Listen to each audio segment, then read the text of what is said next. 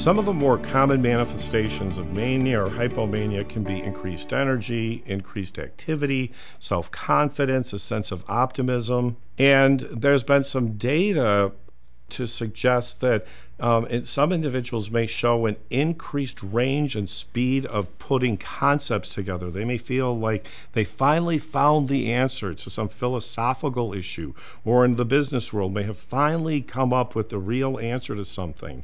There may be a perseverance and a goal of, I'm going to find this out, and it's at the loss of the other important things in their life.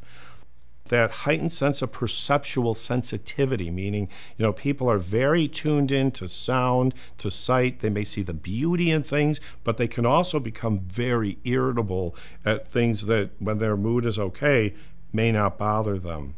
That sense of playfulness, it's almost a contagious sense of humor.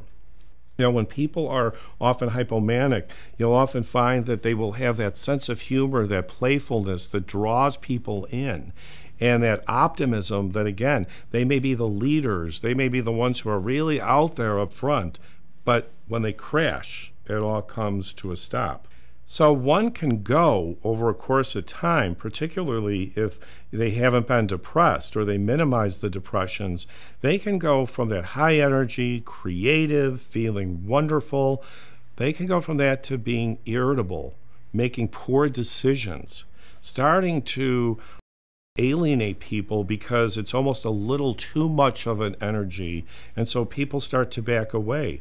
And it's not unusual to see people losing businesses or making bad business decisions, marriages breaking up. And again, a lot of times these individuals will start blaming it on other people.